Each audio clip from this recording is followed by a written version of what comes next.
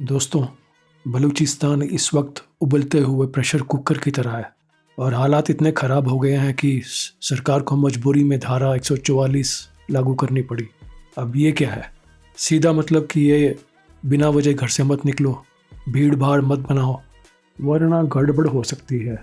अब सवाल ये उठता है कि आखिर ऐसा करने की नौबत क्यों आई? दोस्तों, पिछले कुछ हफ्तों में पाकिस्तान में हालात बहुत ख़राब हुए हैं। आतंकी हमले, टारगेट किलिंग्स और बम धमाकों में सैकड़ों लोग मारे गए हैं। और अगर हम सिर्फ बलूचिस्तान की बात करें तो यहाँ तो हालात और भी ज़्यादा ख़राब हो गए हैं। सबसे बड़ा झटका तब लगा जब कुछ दिन पहले बलूच फ्रीडम फाइटर्स ने एक पैसेंजर ट्रेन हाईजैक कर ली।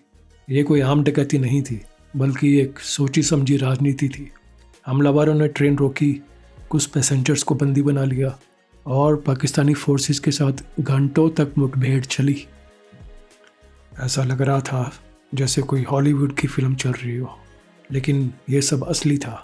आखिरकार सुरक्षा बलों ने ऑपरेशन चलाया, लेकिन तब तक बहुत नुकसान हो चुका था। ये सिर्फ एक घटना नहीं है। पिछले कुछ हफ्तों से बलोच लिबरेशन आर्मी BLA और दूसरे उग्रवादी गुट लगातार बड़े हमले कर रहे हैं।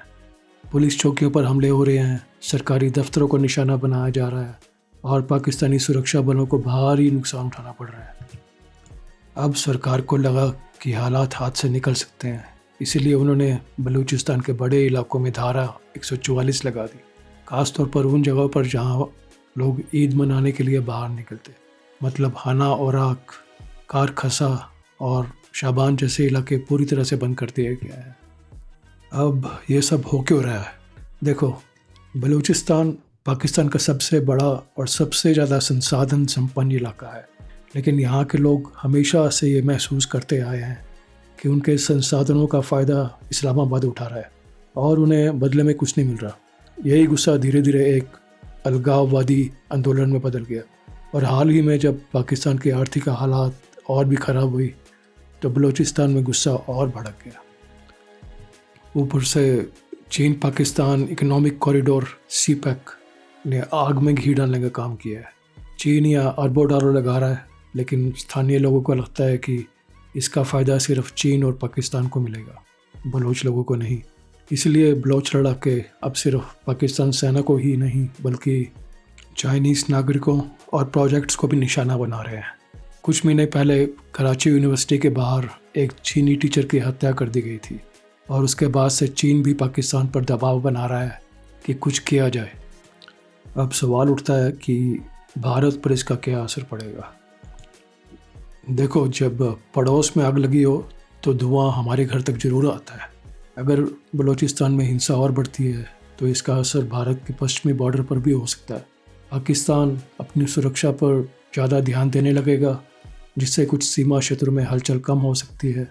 लेकिन अगर हालात और बिगड़े तो पाकिस्तान अपनी नाकामी छुपाने के लिए भारत के खिलाफ बयानबाजी और बढ़ा सकता है।